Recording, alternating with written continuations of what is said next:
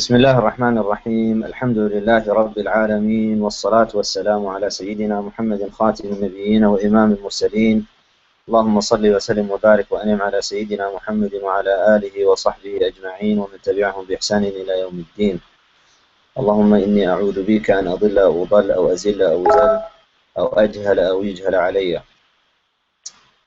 So this discussion that we're going to have today is about Daesh, Dawla al-Islamiyya, ISIS, IS, ISIL, whatever name they want to give themselves and whatever name people want to give them. Now, the email that I discussed with Azam, he asked me much earlier than I anticipated that I needed to be ready for this. And so I gave him some pointers regarding what jihad is between the Prophet ﷺ's time as opposed to the Muslim empire.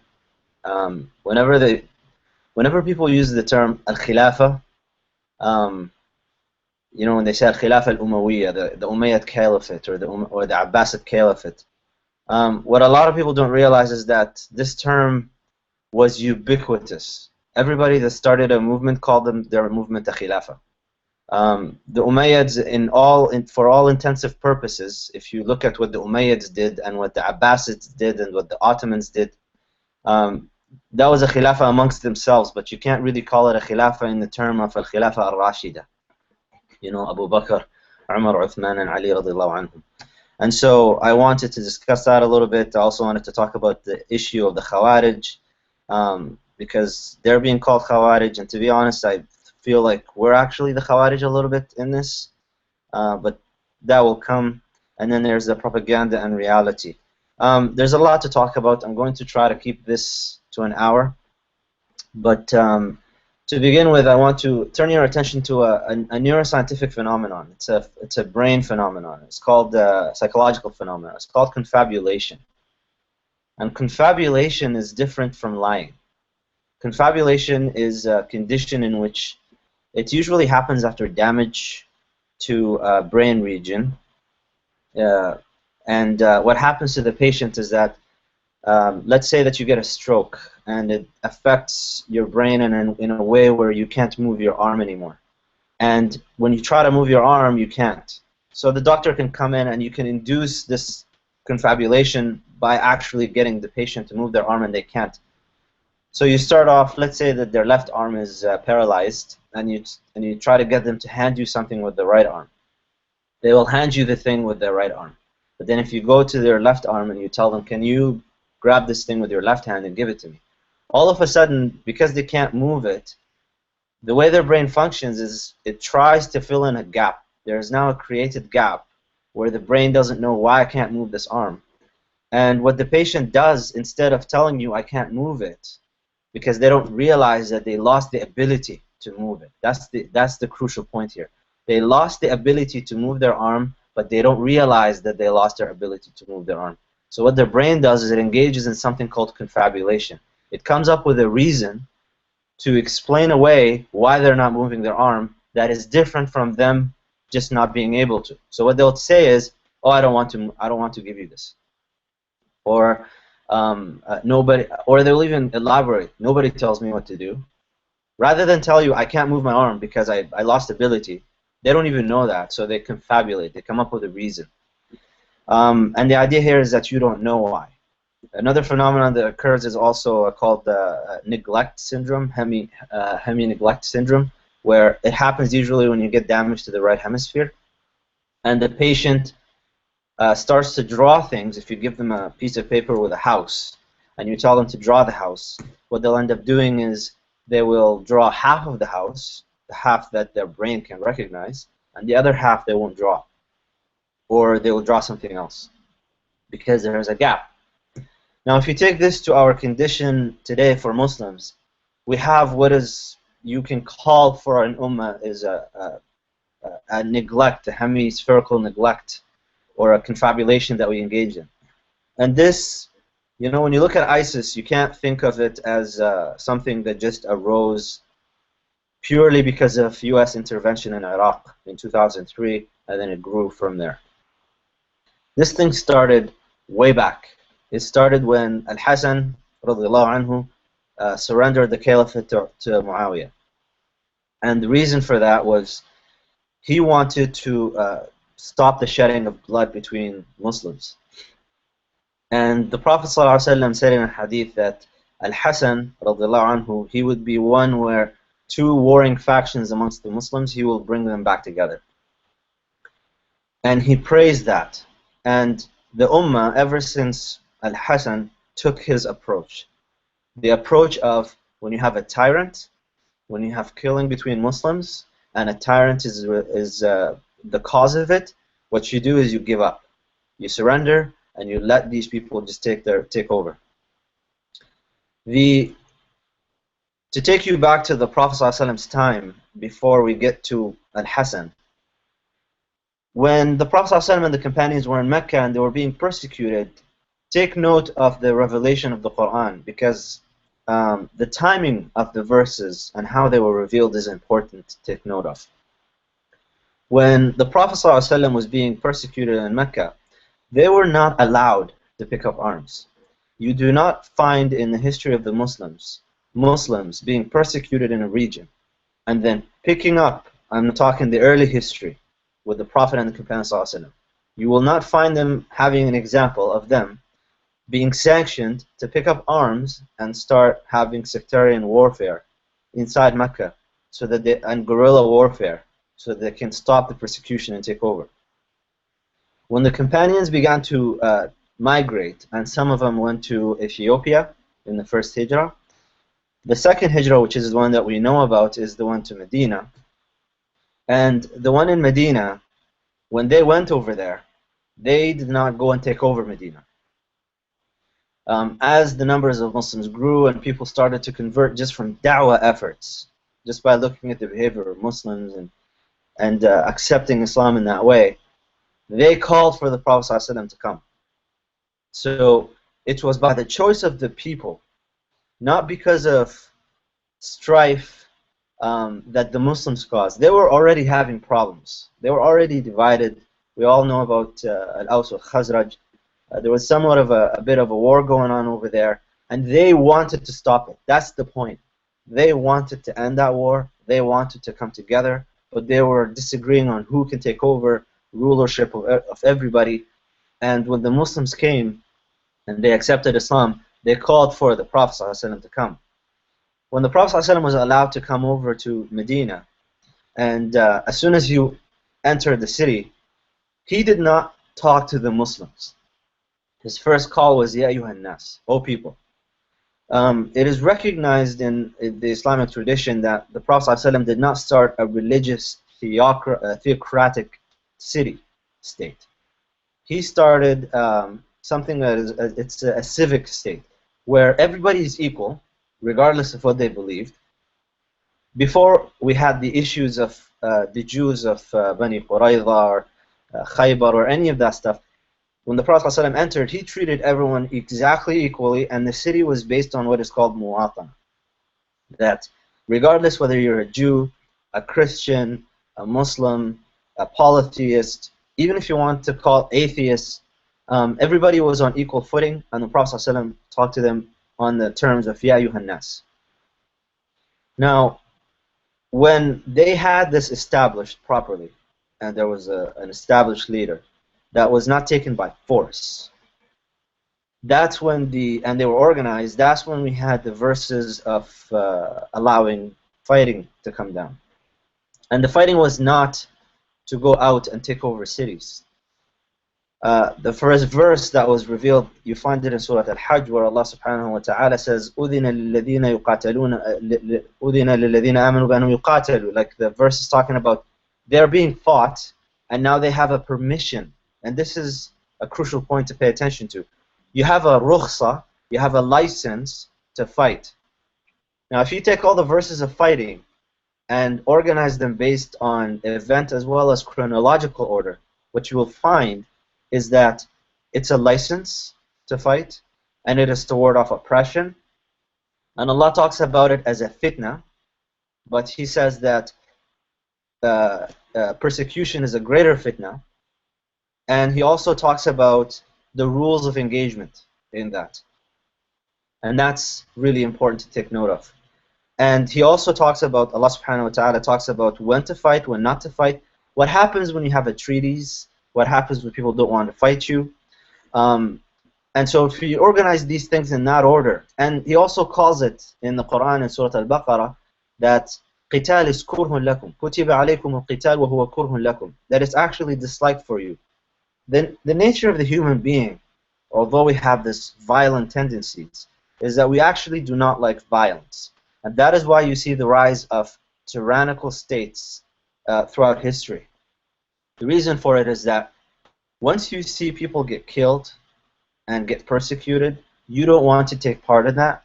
And so what you do is you just surrender and you give up. And you saw that they did surveys of looking at expected population numbers, for example, in China and in the Soviet Union back in the 60s and the 70s.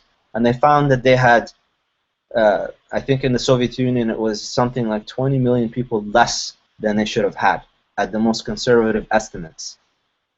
So you had the Soviet Union expand and take over vast amounts of land, and in doing so, they started persecuting, they started killing people, and all of that was to silence the masses.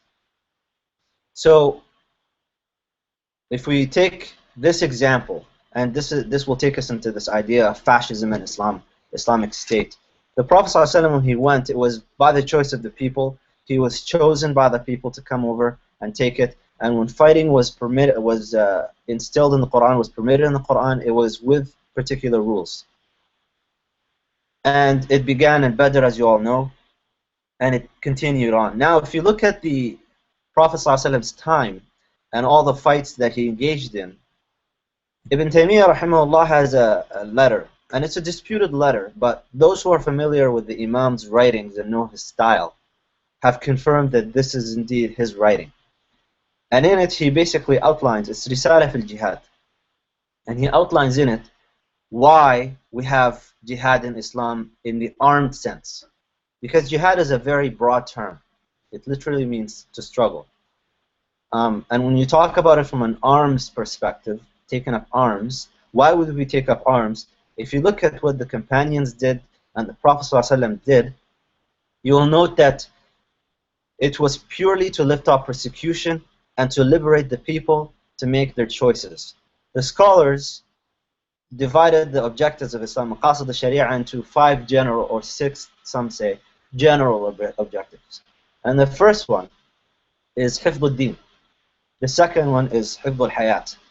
And I want you to pay attention to the order that the scholars have put this in. Now, hifd al-din, you'll find that a lot of scholars will say that it's to protect Islam, to raise the word of Islam, and that's more important.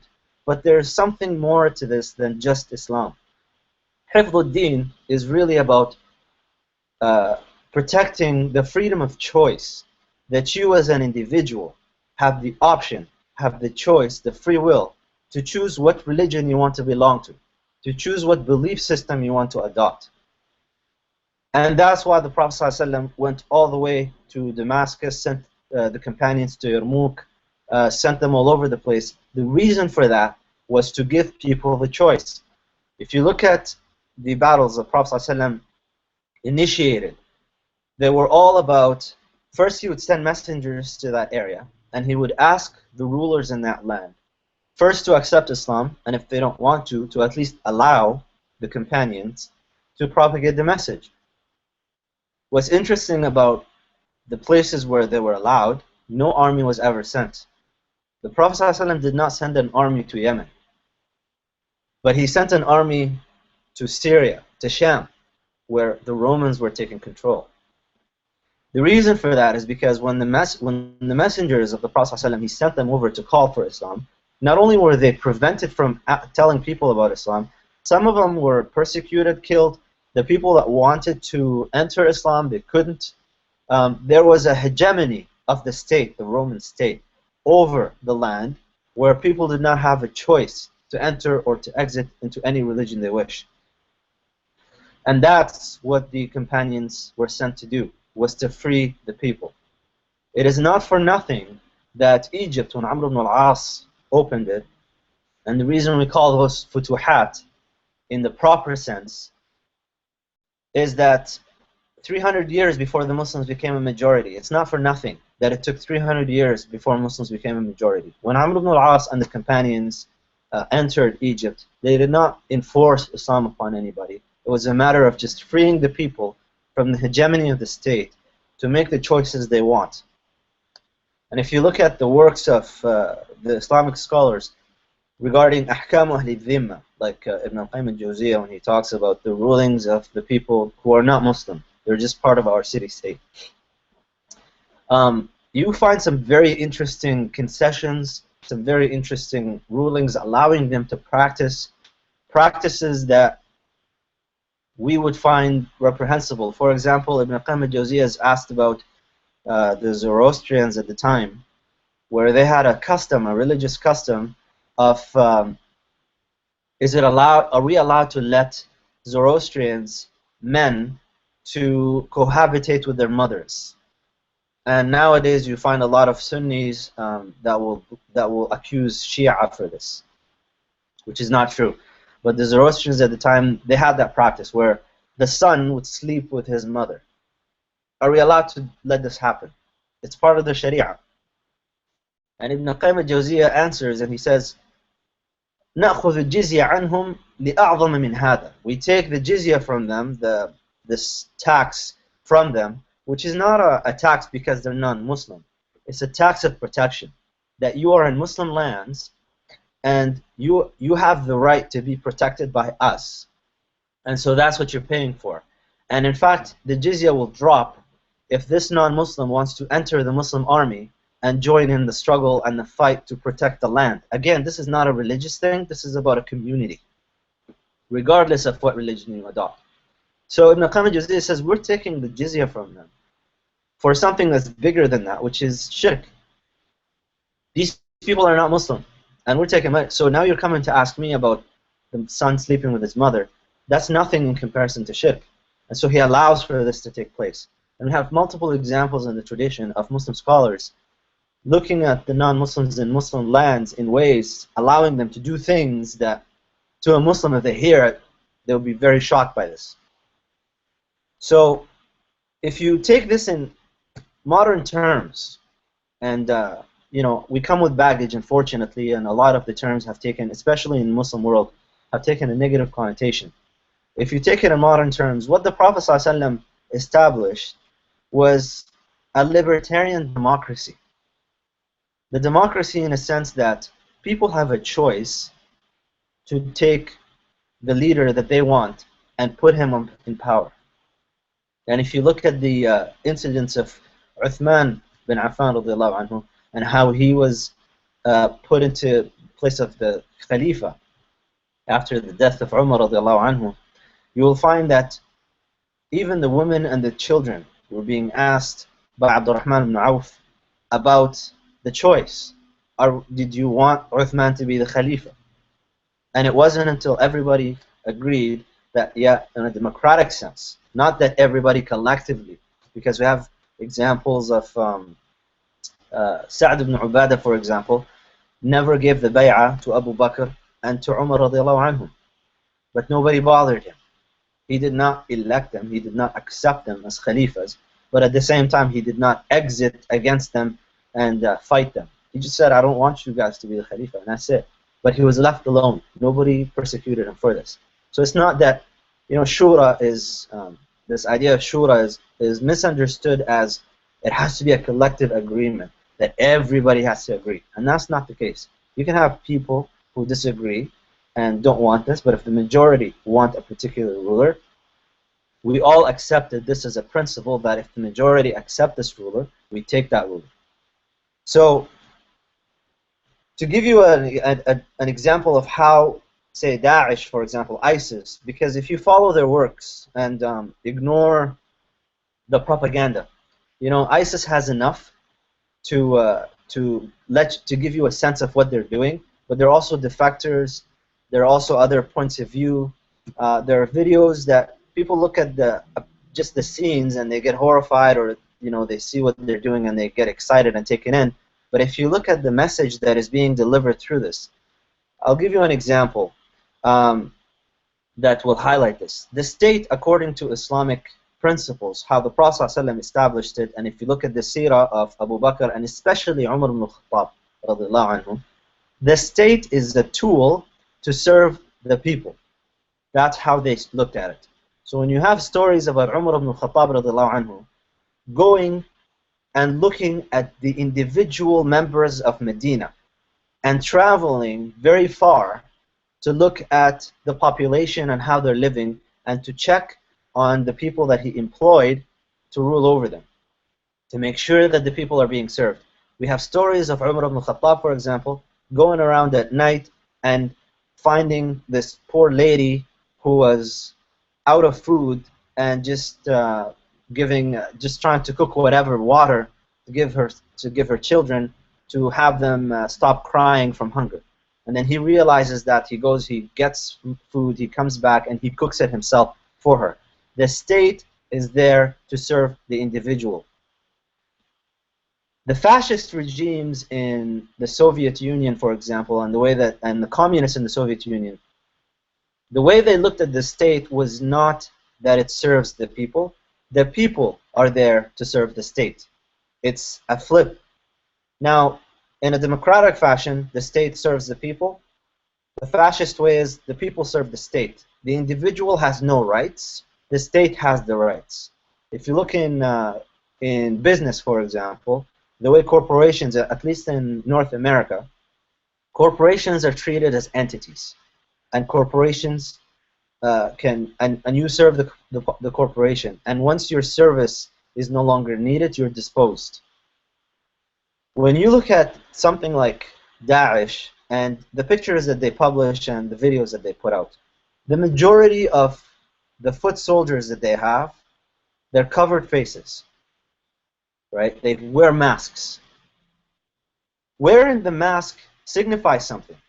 It signifies a canceling of the individual, that you are as yourself being Abdullah or Muhammad or Ahmed or whoever you are, you no longer exist. It's Dawlat al-Islam exists. And it's famous in their calls. Whenever they have people, they have their videos, they always scream out Dawlat al-Islam and everybody says Baqi. Dawlat al-Islam Baqi. It's all about Dawlat al-Islam. It is not about the Muslim. It's about the Dawla. Which is very interesting because that is not how the Prophet ﷺ treated people. That is not how Umar ibn Khattab and Abu Bakr and Uthman and Ali, that's not how they went about their business. They looked at it as individuals, and even in their battles against other people, they treated others as individuals, not as a collective bunch. We have a famous story of Ali ibn Abi Talib radiallahu anhu in the middle of battle, and he's fighting a disbeliever who, we use the term disbeliever because that's how they were divided at the time, but he was fighting this individual, and he beat him, and while that person is on the ground, Ali ibn Abi Talib raises his sword, and he's about to strike him the final blow, and the man spits in Ali's face. Ali, and I want you to picture this and try to imagine the situation. Put yourself in his position. You're in the middle of fighting, in a battle, with people all around you fighting. You could be struck at any moment by somebody else, and so you need to keep going. This is not a place for you to stop. You have your sword raised up, and the man spits in Ali's face, and Ali has the conscious presence. He was aware of himself enough to stop himself. And he didn't kill the man. Now the man wonders, why would you not? And he says, well, first it was for a righteous cause. We were fighting to raise the word of God. We were fighting to lift off oppression. We were fighting for justified reasons, moral reasons. And when you spit in my face, it no longer became a moral reason. It became a revenge-driven killing. And so I wasn't sincere enough anymore. That man became a Muslim afterwards. But it's interesting to note this, that Ali ibn Abi Talib was aware enough that this is not about revenge. Now, if you listen to all of the releases, and I want you for a minute, and you know, Marx said something very interesting. And it's a famous statement when he says, "Ad-din afyun ash-shu'ub," that religion is the opium of the masses, or the opiate of the masses. What this means is that religion can be used in a way as language. as rhetoric. Al-Akhnas ibn Shurayq was a companion who became Muslim, and he attended Hunayn, and he was from the Mu'allafa Qulubuhum. Al-Akhnas ibn Shurayq, before he became Muslim, he was with Quraysh, and he asked Abu Jahl. He pushed Abu Jahl aside, privately he pushed him, and he asked him. Abu Jahl is Abu al-Hakam for those who are looking into the history, who the Prophet ﷺ called Fir'aun هذه الأمة. And Abu Jahl was always persecuting the Prophet. He was the leader of the persecution, and to him it was, every time he persecuted people, he was telling them, do you leave the religion of your ancestors? How would you leave the religion of ancestors? You apostatized. It was always in religious terms, and a lot of Muslims look at the battles in religious terms. But when Al-Akhnas ibn Shurayq, and this is a very interesting narration that doesn't get enough attention. Al-Akhnas asked him, "Unashiduka billah." I ask you by Allah. Muhammad Sadiq, is this Muhammad? Is he truthful, or have you tried him lie before or anything like that? Abu Jahl, when he was pushed, and he told him, Al-Akhnas, he's like, it's just you and me now. There's nobody else around. Why are you fighting Muhammad and his companions? And Abu Jahl clarified his motivations, and he revealed that the reason for this was not religious. The reason for it was his family, his tribe, was always in competition with Banu Hashim. They would feed people, they would feed people. They would take care of the pilgrims, they would take care of the pilgrims. They would do something beneficial for the community, they would also do something beneficial for the community. It was always a neck and neck, he said. We were always neck and neck with each other. And now all of a sudden they come to us with this man who comes with a message from God, wahi. How are we going to beat this? So you have another dimension. It's not just a religious dimension. You have this other dimension that is not paid attention to, which has to do with resources, has to do with status in the community, it has to do with political power, it has to do with a lot of things. Religion is just one dimension that we can talk about. Unfortunately, though, if you take this to a level below this, which is what happens with Daesh. A lot of these young men that you see in videos, who you see in videos is not Daesh. You guys are seeing the foot soldiers of Daesh on videos. And these men are sincere. And they go there with what they feel in their heart is a justified cause. But unfortunately for them, they have not either studied the tradition or looked at the greater manifestation of this global order that we live in right now. Because Daesh is multi-levels. The upper level, and there's a lot of intelligence now that shows who's running the show. And it's not Muslims. Everybody hears about Abu Bakr al-Baghdadi as the Khalifa and this and that. The rulers of Daesh are ex-Ba'athist Saddam loyalists. When Saddam Hussein was executed and Iraq was taken down, and now we have this new government of al-Maliki form, and nobody sits back and goes like, what happened to all of those people? What happened to the Ba'ath? You don't just all of a sudden, they're not all in jail, and they didn't just disappear. It's like the question of what happened to the pharaohs. Al-Fara'ina were this very powerful family in Egypt and who built the pyramids, but then we have this stop in history and nobody knows what happened to it. Like, how did they lose their power? What happened? Where did they go? I'll leave that for you to research. But what happened to the Ba'athists? Well, some of them defected, they went out, they escaped, they did whatever. And now, if you look at the ruling class of this Daesh organization, the people in power who you don't see in statements or anything like that, they're all Iraqi ex-Ba'athists. And if you break down the activities, don't just look at, oh, they took over the city, they had another suicide bombing. There's a way to analyze this. And, I do science, so my interest is always in the empirical facts and the data analysis of the activity itself, not just the activity, how it appears. For example, they did a survey of all the suicide bombings that took place in Iraq, I think ever since September 1st. Yeah, ever since September 1st, there was about 45 suicide bombings in Iraq. If you break down the nationalities of the people that carried out these suicide bombings, out of the 45, I think it was close to 50% of them were Saudi. And then you have a couple of Indonesians, you have a couple of Turkish, you have a few Syrians. What's interesting about this is that I think there was either one or no Iraqis at all. There was not a single Iraqi who took out these suicide attacks in Iraq. Now, if you go and look at what happens in Syria, a lot of the suicide bombings are carried out by Syrians, by, again, mostly Saudis. So Saudis, for some reason, are being driven to go and kill themselves in these suicide bombing missions. A lot of them, by the way, don't end up in any casualties other than the person who blew themselves up. They just blow up a building, but nobody else dies, except for the person who blew up the building.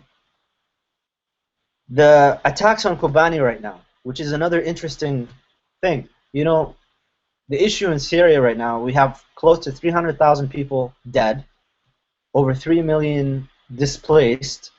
Turkey itself has 1.5 million refugees that it's taking care of. Syrians are all over Lebanon, they're all over Jordan, because they're trying to escape this.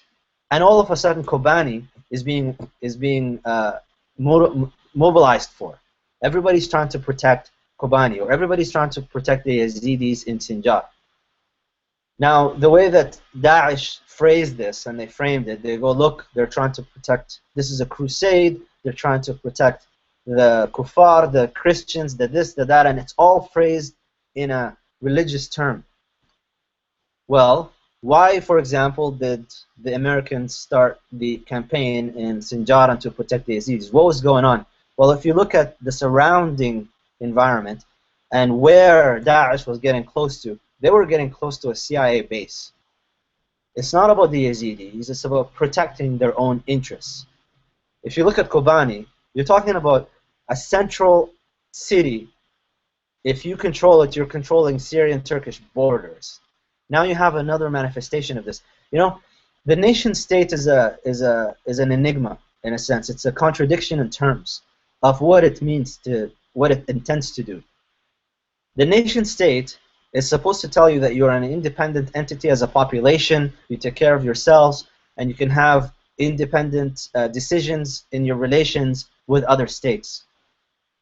But the way the world works, that's not actually how it works. We're all interdependent in some way or another, and the activities that we take for granted actually rely on the activities on someone else. And a lot of this is about, a lot of conflict and war in the world is not due to religious reasons, it's due to political, resource, economic motivations, and religion becomes a language that we express this through. If you want to prove of that, look at how Islam stipulates the code of ethics when you're in war, and look at the activities of a group like Daesh, for example, where they contradict all of the commandments of the Prophet ﷺ, as well as clear things in the Sharia, and the justification for it is always based on, well, this is war. We're in the middle of we need to achieve this political goal. But if you look at what the Muslim code of ethics in war is, it actually will make a lot of what they do impossible to do. So you have to really examine this. The Crusades, for example, there's a book by, I want to say his name is William Fuller, but his last name is Fuller, and it's the book is titled A World Without Islam. And in it, he outlines not just Islam, but looks at the Crusades, looks at the Hindus, looks at the Buddhists, looks at a lot of different groups and the conflicts that took place. And he presents first the religious narrative that, look, the Crusades were there to get back Jerusalem, and the Muslims are saving Jerusalem, and this and that. And then he takes back the, okay, well, what is the political background and economic background in which the Crusades even began? And he actually shows that if you ignore the religious aspect for a minute and look at the politics and the economics in Europe at the time, it was for the benefit of the king of England to initiate the Crusades so that he can take power over the rest of the land that he was trying to take power of and stop the sectarian fighting and unite the people against a common enemy. what's interesting is that people before that had no interest. They didn't care. But when you phrase it in religious terms, people get motivated and they run after it. Now, if people are not educated enough in their religion and know what's going on, and that's really the difference between the Khilafah al-Rashida and then you have the al-Imperatoriyya al-Umayyah, al-Abbasiyya, and all of these Imperatoriyat. They're empires. They're not caliphates. Muawiyah, radiallahu anhu, what he did was he took it by power, and then he gave it to Yazid, and then it became Mulk Adud, until the Abbasids came and fought for it. Ahmad al-Raisuni, Sheikh Ahmad al-Raisuni, a Moroccan scholar of Maqasid, he wrote an article in Al Jazeera, and it's titled Al-Khilafah ala Minhaj al-Nubuwah wal-Khilafah ala Minhaj Daesh. And he made an interesting caliphate based on the prophetic caliphate as well as the caliphate based on the ISIS narrative. And he made an interesting comment in which he says that any caliphate that comes to us by the sword is always going to be a source of evil, which is exactly what we've been living through. The way fascist states make their call attractive to people, you know, like right now, why would someone join Daesh in the Arab world? It's really easy for me. I'm all the way out in Canada, living in a democracy, and I take a lot of things for granted. I mean, it's part of my being that I have ability to say whatever is on my mind. Freedom of speech is not something I think about before I just, oh, am I allowed? Is the government going to come after me for this? Freedom of speech is something that's part of my being. Now, if you live in a place where freedom of speech is part of your being, you don't even think about it. You can make a lot of statements and think a lot of things and then make decisions that can ultimately harm you if you don't have the right knowledge for it. So people are wondering why all these people in the West are going to join Daesh. They must have something. Well, what they have is people here who have part of their being the ability to think about things, but unfortunately they don't have the right information. They make the decision, they go over there, and they realize once they land over there that, for example, they don't have freedom of access to information. They don't have freedom of speech. The units that they have, that they can get assigned to, the battalion units they get assigned to, they don't have a constant unit leader. So their generals are always on rotation. So if you go with a particular battalion, let's say in Syria or in Iraq, you might get to know your leader for a week, 2 weeks, and then he's gone, and then you get another one, and then they're gone, and then you get another one. You're placed in a position where you never have a set of constancy to be able to relax and think about what's going on and reason through it. You're always put through change as well as violence, all for the sake of purpose of numbing you from thinking about the legitimacy of what's going on. There is a book by a man named, it's called The Temptation of Totalitarianism, and I think his name is Jean-Francois Revel. He wrote it back in the 70s, and he was talking about the masses' inclination towards fascism, that they would just accept it. And he said that there are three internal factors that could lead people to accept a fascist state. A fascist state being a place that has centralized authority. You have no freedom of expression, no freedom of thought, no freedom of speech. Everything is deferred to them, and they control everything down to the smallest details of your existence.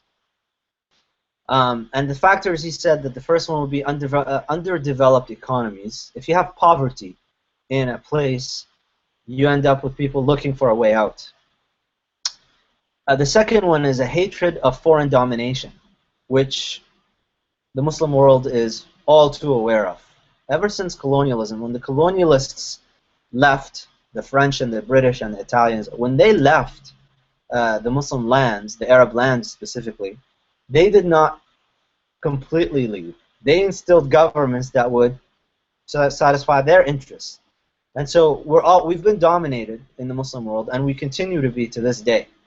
And so there's that hatred of domination by a foreign power. So if you have a local power that gives you promises of freedom, you're going to be attracted to that. And the third one, which is really important, is lack of any experience of domestic pluralism, lack of democracy, lack of the idea that Other people can have different opinions than you, and that's fine. حق الاختلاف. The idea that I have the right to have a different opinion than you, we don't have experience with that in the Muslim world. We don't have experience with that not because of colonialism, but because of where we come from. All the way from the time of Muawiyah, radiallahu anhu, وَغَفَرَ لَهُ. Because what he did was he literally canceled democracy for the Muslims for over 1400 years now. We don't have experience with it. Muhammad ibn Mukhtar al-Shanqiti, he's a scholar of political Islam, and he teaches at Qatar Foundation, History of Religions and Political Islam. And he always quotes Malik bin Nabi and another scholar, I think As-Sanhuri, who talk about our conception of politics in Islam. The principles of it have always remained as embryos, a jinnah, or as little toddlers, little children, طفولة, مرحلة الطفولة. We have not developed a mature understanding of politics, of democracy, of how all of these things function, and what their purpose and their intent is. Now, if you look at a lot of the writings of the Muslim scholars that wrote on political philosophy, Ibn Qayyim al-Jawziyya, Ibn Taymiyyah, al-Mawardi, and others, al-Juwayni, they talked about the purpose of what politics is supposed to serve, and political rulership, and imama, you know, the idea that of a khilafah. And what they talked about was basically in comparison to how it was before Islam, what the Arab tribes were doing, and how they were warring against each other and attacking each other, and there was lack of law and order. And the utmost purpose of having a state that is ruled by a ruler is that we preserve law and order for society. Now, the way that someone like Daesh does law and order is not through a prophetic method, how the Prophet ﷺ did it. You know, for example, Ayatul Ahkam, you know, the verses that all deal with rulings in Islam, and hudud and all of these things, they did not come about until the very end of revelation. You had a society, you know, Muhammad bin Mukhtar al-Shanqiti always talks about, we talk about the Khilafah al-Rashida, but we don't talk about al-Mujtama' al-Rashid. We talk about a rightly guided caliphate, but we don't talk about a rightly guided society. And the way the society was rightly guided was never by force. There was no army that ever went to Malaysia or Indonesia. But Indonesia today has the largest number of Muslims in the world. More Muslims than even the Arab world combined. And that was not done because they were forced into it or anything like that. And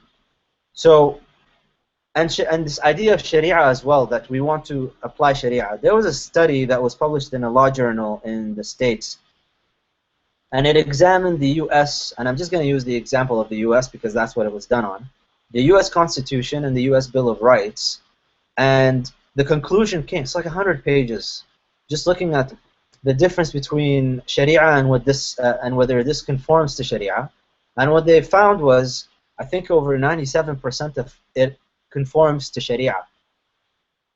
There was a couple of scholars in Mauritania that were asked to convert. They said, we want to have the law of the land to be based on Sharia, and they gave an option to the rulers, and they said, look, we can either examine the current constitution and examine the current bills and all of the laws that we have and look at how well they conform to Sharia, or we can cancel all of that out. We can open up the books of fiqh from brand new and start, and we can try to come up with a whole new set of understanding of this. The problem with that is that a lot of the books of fiqh, dealing especially with law and laws of the land, they were bound by history and society. We look at law as absolute. We look at Sharia as law. But Sharia is not law. Sharia is a source of law. The law can change, but the Sharia can stay constant. The Sharia has the principles of justice, freedom, even human rights. A lot of things that we have in Sharia, the sources are there, and we just derive the laws from it. And that is based on space and time. And so they were given the choice in Mauritania, and the government at the time said, well, obviously we don't have enough time in the world for you to sit and just devise new laws. Can you just look at what we have and look at what conforms to Islam and what doesn't conform to Islamic objectives? This was done very quickly, and they ended up adapting. So where does this idea of Sharia comes in? It comes in from an unfortunate experience that we have today with a place like Iran and Saudi Arabia. Whenever people think of ruling by Sharia, they only think of, oh, we have to apply the hudud. Sharia is reduced now to penal code, which is not. That actually is counter to what Sharia is. Sharia being a way. That's literally what the Arabic word of the meaning of the word is. It's a way towards the truth. And on the way, you pick up things. Now, to reduce Sharia to a set of penal codes, and that's just one example of what Daesh is doing that is wrong. When you're in a place of war, you are not allowed to apply the hudud, because the society is not stable. When you're always being attacked and you're in a state of war, hudud actually becomes suspended. The penal code becomes suspended because you cannot establish with veracity the legitimacy of applying any of these laws. You have to have a society that is stable before you can introduce these things. And even hudud themselves, the way they're applied, if you look at Saudi Arabia, for example, everybody thinks that this is ruling based on things that are clear-cut and in the Quran. But if you examine it closely, you will find that the hudud that they apply in a place like Saudi Arabia are actually mostly based on ta'zir. Ta'zir is this concept in Sharia where the ruler can apply severe punishments to warn everybody else against an act that breaks the law. Now, in Saudi Arabia, we have an unfortunate marriage between the clergy, the religious class, and the ruling class that began very early in history, which I'm not going to get into. But now religion is being used not to benefit the people, but to benefit the ruling class. If you look at the actions of crucifixions in Syria right now and in Iraq, where imams, by the way, in Mosul, who refused to give bay'ah, who refused to give allegiance, who should have been left alone, they were just against Daesh, they were killed publicly, crucified, all to be made an example of. This is a classic tactic of fascist regimes and communist regimes to scare the masses into following and just being in line and not going against what the ruling class wants from them. There's a lot more to talk about. I think I've been talking close to 47 minutes now, according to my clock. And we can sit here for hours, but I want to open the floor up a little bit for you guys to maybe if you have any questions or things more specific. I'll leave you with one example of just a case study. It's an Egyptian, and he was really famous across the social media over the past few days, Ahmed al-Darawi. Ahmed al-Darawi is an Egyptian, a past Egyptian officer in the police force in Egypt. And he resigned in 2007 from the police force in Egypt because he was dismayed by the injustices as well as the forgery that was taking place in the elections. And he did not agree with them, and he said that people are equal, they should not be treating people differentially, the law should apply equally to everybody.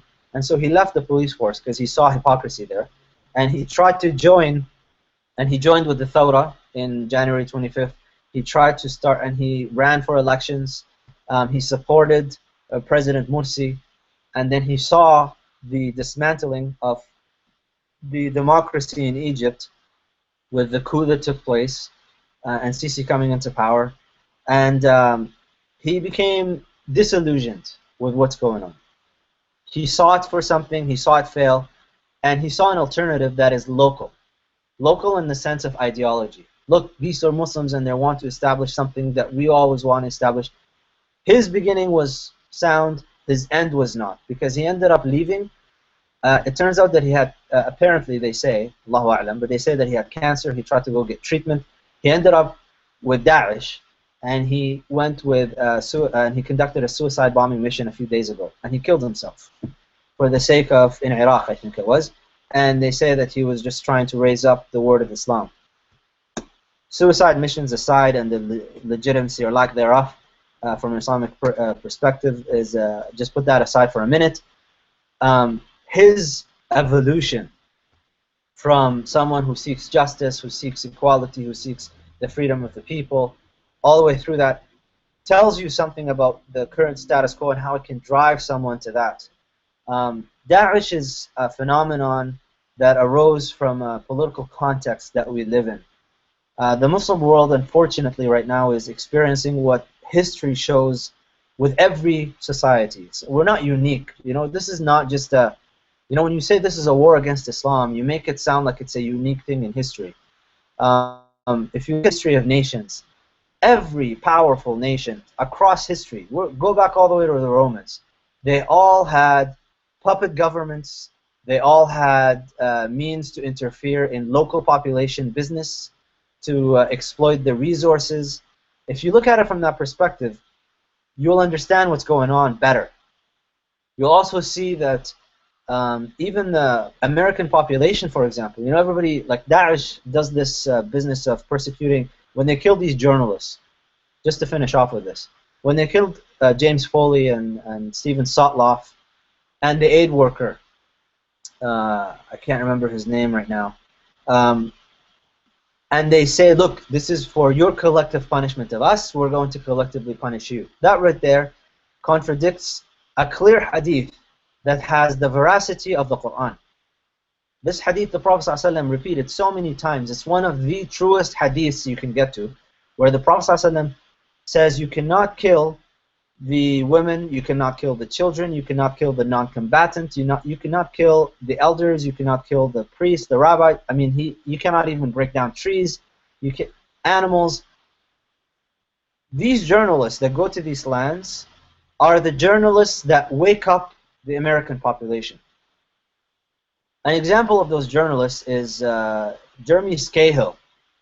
He wrote Blackwater and he wrote Dirty Wars, and he made a documentary about these cases. On my Facebook page, I shared one of his half-an-hour documentaries about the Nusur massacre, Maidan al-Nusur in Iraq, where he exposes, and he has an eyewitness who was there, who escaped it, who had his child die there, describe what happened. And it was a mercenary group, a private armed group that was hired by the US government, and it was not part of the army, that conducted a massacre that killed 17 civilians. And this individual that's narrating this, his son, Ali, died when he was 9 years old. He was killed in that massacre. And he explains this to the US population. He explains through Dirty Wars, it's a documentary that you can find, it's an hour-and-a-half long documentary where Jeremy goes to Afghanistan, he goes to Iraq, he goes to Somalia, he travels around and he shows you what is going on, where the US Army is not even involved. We're talking about upper-level government, and this is not conspiracy theory, Nazariyat al-Mu'amara. We're not into that. You don't have to go into Nazariyat al-Mu'amara to explain this, because all of this is published record, and it's on video, and people show you this happening. Now, these journalists are the ones that go to Syria, like James Foley, for example. They record all of this, and they go back. And because we live in a democracy in the West, they try to expose this. When you hear about the population in Britain going out, I think it was 1 million people went out when Iraq was invaded in 2003. And they said, not in my name. But the government did what they wanted to do anyways. And they do it even without the army. They have systems in place to do things with private armed contractors, to do things without the army. And now the perception of the masses in the Arab world, especially in the Muslim world, what they see is, look at this army of crusaders coming to us, and they hear Bush, for example, saying crusade and religious terms, and they misunderstand what's going on. And so they start attacking civilians and say, look, the civilians elected this government. Well, you know that there is actually studies and reports exposing how elections even, you know, we think elections only in the Arab world are forged. Elections, even in the Western world, can be forged and manipulated, which happened famously with Kerry and Bush, as well as with Kerry and I can't recall the guy that did the environment that does the environmental work. Um, so, anyways, the elections are being forged. Some people are not getting to vote. There's obstacles being put in front of people, even in the United States, people that are less well-to-do, they're in poverty, but they have the right to vote. They put obstacles for them so that they can't even vote. So you can't look at the U.S. population, for example, as a collective whole, as a monolith, because by and large, when they are presented with facts, they come back and they go, "This is wrong. We don't want to do this." They see the exploitation, they reject it, but they need to see this exploitation. Journalists like James Foley and Stephen Sotloff are the ones that go and expose these exploitations. But when you have a government, like or a people, a group like Daesh, for example, that works on this idea of collective demonization, that everybody out there is evil and we're all good, and they actually employ a strategy that fascist regimes employ all the time, which is to magnify the evils of the other. Let's make the other completely evil, and everything they do is against us. And whenever they make mistakes and they do things, they just call them, oh, they commit atrocities, and they go, oh, it was just a mistake. They minimize it. That way, and plus add to it the idea of closing off. Once you get into an area of Daesh area, forget about having freedom of information, internet, seeing the world. All you'll be subjected to is the propaganda of Daesh, which is exactly what the Soviet Union was doing. With the communist regimes, that's what they did. You weren't allowed to leave, you had to escape, and only a few people can get to leave because they know they'll come back, and even of those people, some of them defect, and that's how we know some things about the Soviet Union, the same way that we are learning some things about Daesh. So to call this I don't like the term Dawla Islamiyya or Dawlat al-Islam, because there's nothing Islamic about it if you actually go down to the root principles that they operate on. If you just ignore you really have to ignore the language that they use. You can mute. Look at it this way. If you can mute the videos and disregard the Quran that they, just put the Quran aside that they cite and the Hadith that they cite aside and look at the actions and the behavior that they do, if you are repulsed by it, and that's really how you can look at it. If you're repulsed by their action, this can tell you that what they're doing is not Islamic, because the Prophet ﷺ said that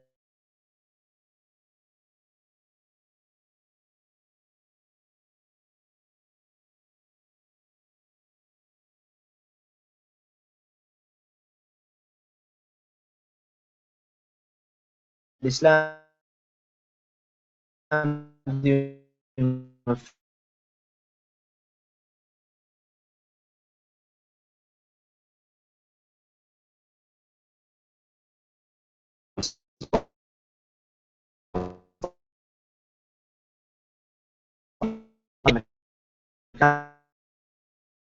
that's what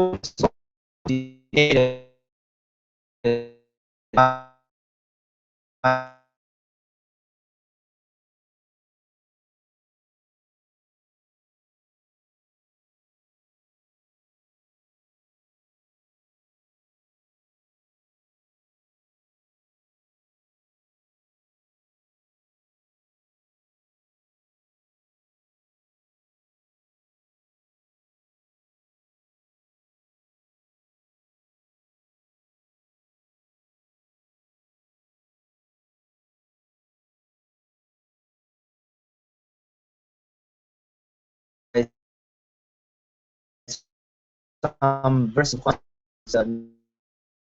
not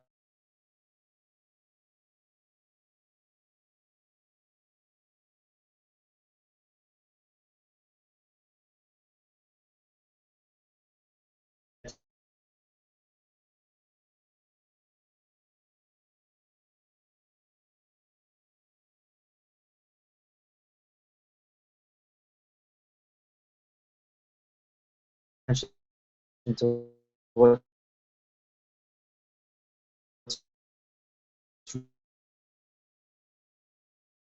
really